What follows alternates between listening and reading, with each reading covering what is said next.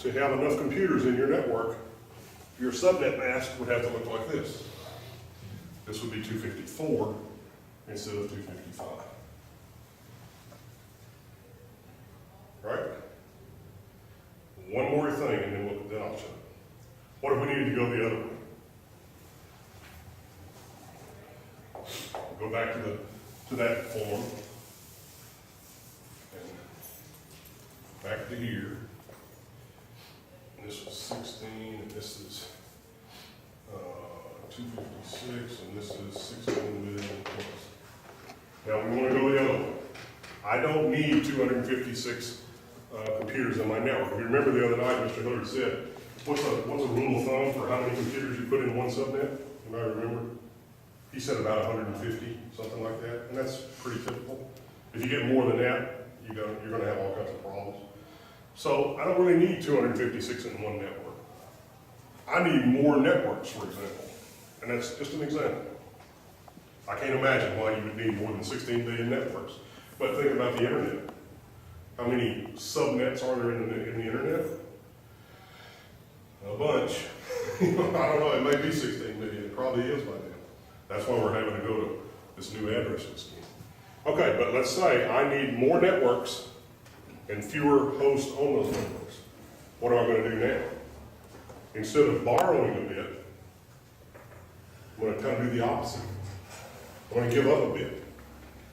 So instead of these last two octets,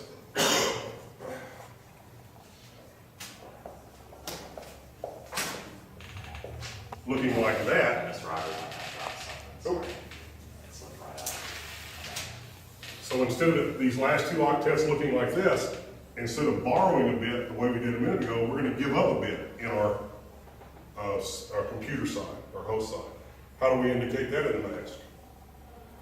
By putting a 1 right here. This says this bit is now used as part of the, remember, this part tells us the network. So now, instead of it being split on the nice even boundary of our octet, we split it over here instead. But when we write it down, it becomes 255, 255. And what's this last one going to be? 128. 128. So what are we left with in terms of like this? Now we've got 2 to the 7th. And this is 2 to, I said 24th, it's 2 to the 25th, right? Because we've got these 24 bits plus 1 more. So now, what does that do to our ranges over here? Well, it cuts this in half.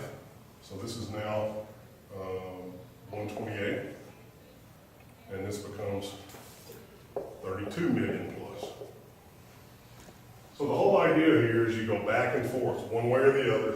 If I need more computers, I have to borrow a bit. That changes my mask up in here.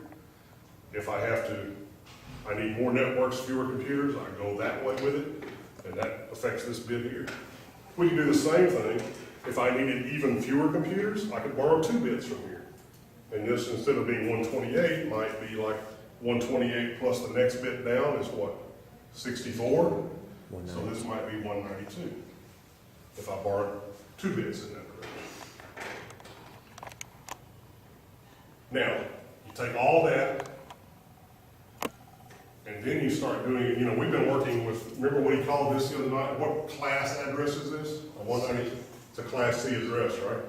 You can do the same thing, same exact math applies if you're doing an address like this.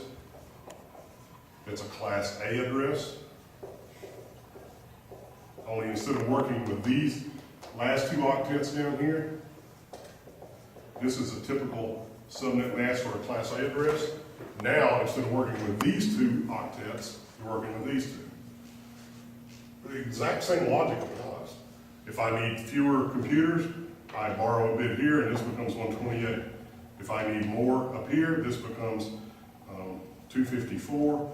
And I get more bits that way. Same thing. I mean, it doesn't matter whether it's class A, class B, class C, the same math applies.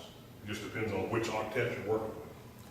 Is just as an extension, I'm just guessing, I don't know, would Class B be the middle two? Yeah, Class B would look, Class B address is like, The middle two bytes? 172. I'm just making up numbers here. Like that, and its subnet mask is like this. And yes, exactly, you'd be working with those two. If I need more computers, I borrow bits off this guy. If I need less computers, I shove this down and these. You manipulate bits one way back and forth depending on what your needs are. And that's what makes the internet go round. Okay, I'm done. Hopefully I haven't confused you more.